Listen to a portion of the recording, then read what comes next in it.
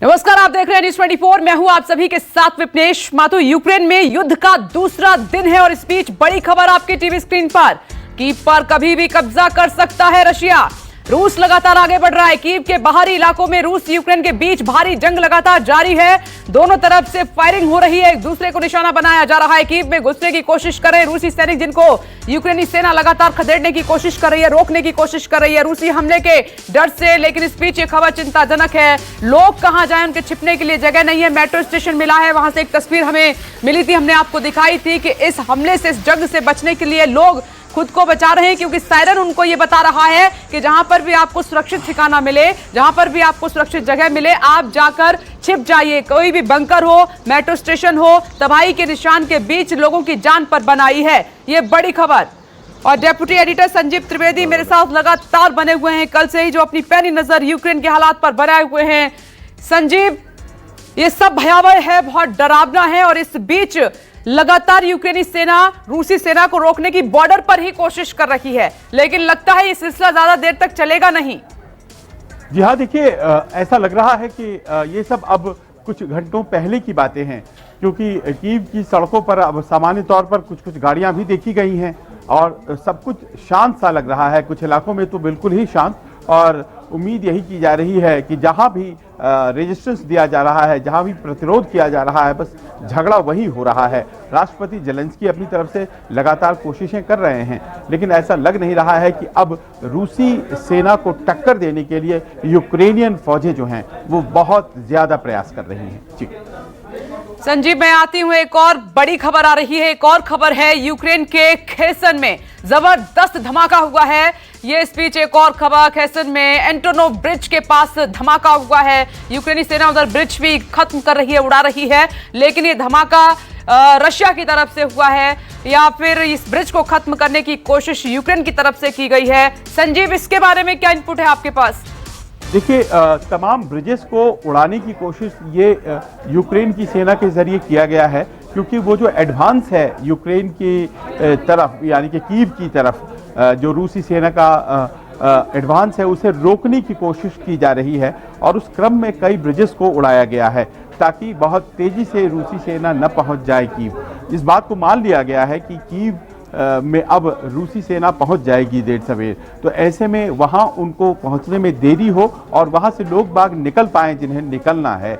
इन सब को ध्यान में रखते हुए सेनाएं जब पीछे हट रही हैं यूक्रेन की, तो वो पुलों को और सड़कों को खराब करती हुई, पुलों को उड़ाते हुए पीछे हट रही हैं। संजीव, आप मेरे साथ बने रहें। यूक्रेन से एक और खबर आ रही है, लगातार एक के बाद एक बड़ी खबर। उत्तरी कीव के ओवेलोन इलाके में रूसी हमला हुआ है। कीव हेडक्वार्टर से 10 किलोमीटर दूर है ओवेलोन, जहां पर हमला हुआ है। कीव से 36 किलोमीटर दूर होस्टोमल में भी कार्रवाई लगातार जारी है। होस्टोमल में रूसी काफिला तबाह होने की खबर हमें मिल रही है। और ज्यादा पुख्ता जानकारी के लिए सीधे मैं संजीव आपका रुख करना चाहूंगी। कीव के बेहद नजदीक है सेना रूस की। यह 36 किलोमीटर, और होस्टोमल में जो कार्रवाई है वो करीब करीब खत्म हो चुकी है। और इस वक्त होस्टोमल की सड़कों पर जो टैंक्स हैं रूसी सेना के, वो बेधड़क चल रहे हैं। तो वहाँ पर जो रेजिस्टेंस था वो करीब करीब खत्म हो गया है और इसी से कहा यह जा रहा है कि अब 36 किलोमीटर दूर है, हो सकता है कुछ और रेजिस्टेंस मिले, लेकिन रूसी सेना कीव के अब बेहद करीब। जी संजीव, इस बीच मदद की भी दरकार है और ये तस्वीरें इस बीच टीवी स्क्रीन पर दर्शक न्यूज़ 24 पर देख पा रहे हैं कि किस तरीके से दोनों तरफ लेफ्ट एंड राइट आप देखेंगे तबाही के निशान हैं। सब कुछ वहां पर जलता हुआ नजर आ रहा है। रूस की तरफ से लगातार रॉकेट दागे जा रहे हैं, वहां पर हमले किए जा रहे हैं। न्यूज़ 24 पर जलते हुए घर, तबाही के निशान, यूक्रेन की बर्बाद होती हुई स्थिति, वो हम इस वक्त आपको दिखा रहे हैं। सबसे पहले न्यूज़ 24 पर वर्ल्ड एक्सक्लूसिव, यूक्रेन में तख्ता पलट का काउंटडाउन शुरू हो चुका है। किसी भी वक्त कीव में जो रूस की सेना है वो अपना दबदबा कायम कर सकती है। तेजी के साथ आगे बढ़ रहे हैं, लेकिन जो कोशिशें यूक्रेन की तरफ से की जा रही हैं वो नाकाफी साबित हो रही हैं, क्योंकि जेलेंस्की लगातार जो अंतर्राष्ट्रीय मदद है उसके वेट में है, उसके इंतजार में है और वो लगातार कह भी रहे हैं। उन्होंने साथ में जो खबर आई थी कि B9 कंट्रीज हैं उनका साथ देने के लिए मदद मांगी है। लेकिन इस बीच एक और खबर, रूस पूरे यूक्रेन पर कब्जा करना चाहता है। यूके की तरफ से ये बड़ी जानकारी हमें मिल रही है। यूक्रेन पर कब्जा करने में रूसी सेना फेल हो गई है। रॉयटर्स के हवाले से इस वक्त की बड़ी खबर न्यूज़ 24 आपको दे रहा है। रॉयटर्स के हवाले से यह खबर आई है। रूस पूरे यूक्रेन पर अपना दबदबा चाहता है, कायम करना चाहता है, लेकिन यूक्रेन पर कब्जा करने में रूसी सेना फेल साबित हो रही है। ये बड़ी खबर इस वक्त आपकी टीवी स्क्रीन पर यूके की तरफ से ये बड़ी खबर आपके सामने। कहा कि पुतिन चाहते हैं कि पूरे यूक्रेन पर कब्जा कर लिया जाए, लेकिन जो सेना भेजी थी वो फेल हो गई है, वो नाकाम हो गई है। संजीव, अब ये देखिए कौन सी टुकड़ियां फेल हुई हैं और कैसे, ये थोड़े समय बीतने के बाद पता चलेगा। ये खबर अभी सामने आई है, पर गुंजाइश जरा कम है कि कोई इलाका ऐसा बचेगा यूक्रेन में जिसमें कि रूसी सेना को टक्कर देते हुए यूक्रेनियन सेना मार भगाए या पीछे हटा दे। हालांकि ये खबर अभी आई है और पुष्टि इसकी होनी बाकी है, लेकिन ये जरूर है कि युद्ध तो किया है, यूक्रेन की सेना ने कई जगहों पर युद्ध किया है, बावजूद इसके कि वो जानते हैं कि इस युद्ध का जो नतीजा है, जो हासिल है, वो उनके पक्ष में नहीं होने जा रहा है। उन्हीं में से एक इलाका ये है जहाँ पर रेजिस्टेंस, जैसे कि 2-3 जगह हुए जहाँ पर बहुत ज़बरदस्त लड़ाई हुई, उसमें एक सुमी भी जगह था जहाँ खूब लड़ाई हुई है और लड़ करके शहीद होते हुए बहुत से यूक्रेन हमने देखा। स्नेक आइलैंड की बात कर लीजिए, वहां भी जबरदस्त लड़ाई हुई है। तो ऐसे में क्या रूसी सेना फिर से एनफोर्समेंट भेजने वाली है, देखना ये पड़ेगा। जी, ये तस्वीरें भी लगातार हम आपको दिखा रहे हैं, लेकिन इस बीच एक और बड़ी खबर, माइक्रोनेशिया ने रूस से राजनयिक संबंध अपने खत्म कर दिए हैं। रूसी हमला साफ तौर पर खलनायक वाला एक्शन है। तमाम देश जो है निंदा कर रहे हैं, कड़ी निंदा। माइक्रोनेशिया ने अब जो राजनयिक डिप्लोमेटिक रिलेशन है उनको खत्म कर दिया है रूस के साथ, लेकिन क्या संजीव रूस पर इसका कोई असर पड़ रहा है? देखिए, अब जब नेटो से ही डर नहीं रहा है रूस और यूं कह लीजिए कि वो चुनौतियां दे रहा है अमेरिका को, तो फिर छोटे देश जाहिर है कि वो अपनी पोजीशन को क्लियर कर रहे हैं और वो अपनी नाराजगी को भी जता रहे हैं। और दुनिया 2 भागों में बट रही है, जिसमें कि एक तरफ एक ब्लॉक और दूसरी तरफ दूसरा ब्लॉक।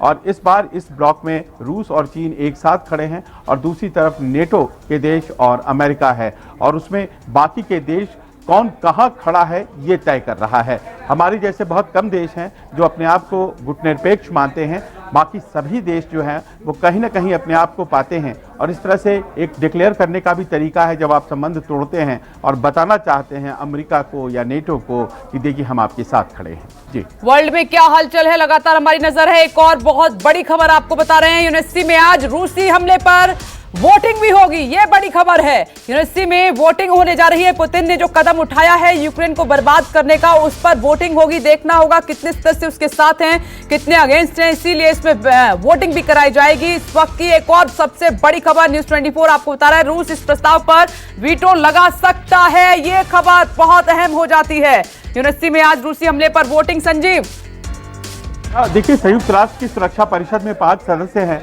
और भारत इस वक्त नॉन परमानेंट मेंबर है।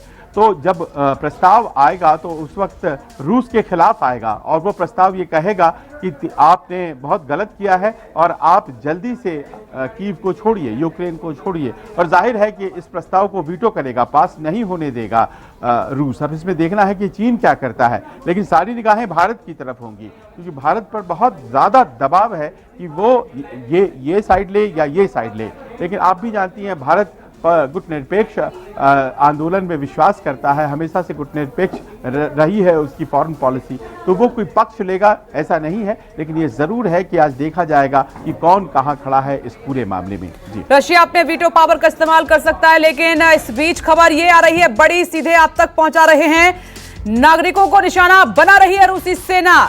जेलेंस्की ये कह रहे हैं कि हमारे नागरिकों को मारा जा रहा है, नागरिकों पर हमला न करने का रूसी दावा झूठा है, पुतिन को झूठा बता रहे हैं। यूक्रेनी राष्ट्रपति नागरिकों को लगातार निशाना बनाया जा रहा है और इसमें 137 लोगों की जान भी चली गई है। ये भी लगातार आंकड़ा न्यूज़ 24 आपको दे रहा है और राष्ट्रपति अब खुद कह रहे हैं कि पुतिन का झूठ है और ये वहां पर नागरिकों को भी निशाना बना रहे हैं। संजीव, देखिए, पिछले करीब 4 से 5 घंटे बीत चुके हैं, अभी तक कोई फ्रेश वीडियो उनकी तरफ से नहीं आया है और लगातार वो ट्वीट तो कर ही रहे हैं। कुछ देर पहले भी उन्होंने ट्वीट किया है और उन्होंने बोरिस जॉनसन से अब से करीब 40 मिनट पहले बात की है।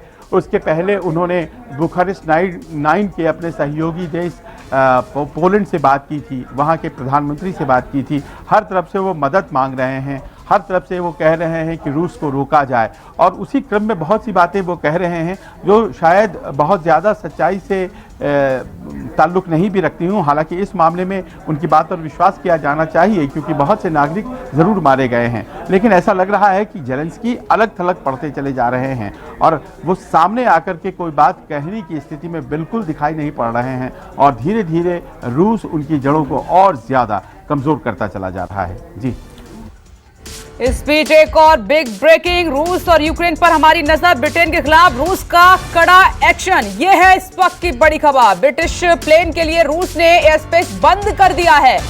एक के बाद एक बड़ी खबर, हलचल तेज हो चुकी है ब्रिटेन के खिलाफ रूस का ये कड़ा एक्शन, क्योंकि रूस पहले ही चेता चुका है और ब्रिटिश प्लेन के लिए रूस ने जो अपना एयर स्पेस था वो बंद कर दिया है। यानी कि जो पुतिन कह रहे थे कि अगर कोई भी देश यूक्रेन के साथ खड़ा होगा तो वो सीधे तौर पर हमारा भी दुश्मन होगा, हम उसका खाना पानी अपने देश में पूरी तरीके से बंद करेंगे। संजीव, पुतिन तो एक कदम और आगे बढ़ रहे हैं।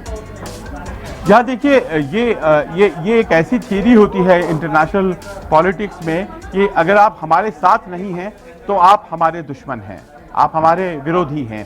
तो लगता यही है कि जिस तरह से कल से बयान बोरिस जॉनसन दे रहे हैं, और बोरिस जॉनसन शुरुआती लोगों में थे जिन्होंने सबसे पहले यूक्रेन पर जब चढ़ाई की थी रूसी सेनाओं ने तो पोजीशन लिया था, बयान दिया था। हालांकि बाद में उनकी भी बहुत भर्त्सना हुई, आपको याद होगा जब लोगों ने कहा कि केवल आप प्रार्थना कर सकते हैं और कोई एक्शन नहीं ले सकते हैं। लेकिन ये हकीकत है कि आज की तारीख में संबंध इतने ख़राब हो चुके हैं कि एक दूसरे के एयर स्पेस में भी विमानों को उड़ाना जो है वो मुश्किल है, और इस कारण से ऐसा लगता है कि जो रूस का एयर स्पेस है वो बंद कर दिया गया है यूके के विमानों के लिए, और इसमें बोरिस जॉनसन के बयानों की भूमिका है, ये साफ प्रतीत होता है। जी संजीव, मैं लौटूंगी, मुझे एक ब्रेक के लिए यहाँ पर रुकना पड़ रहा है, लेकिन इस खबर पर लगातार हमारी नजर है। एक छोटा सा ब्रेक, फौरन लौट रहे हैं। नमस्कार, मैं हूं मानक गुप्ता। अगर आपको हमारा ये वीडियो पसंद आया हो तो इसे लाइक और शेयर जरूर करें, और हां, हमें सब्सक्राइब और फॉलो करना ना भूलें ताकि आप देश और दुनिया की कोई खबर मिस ना करें। तो जुड़े रहिए हमारे साथ और देखते रहिए न्यूज़ 24।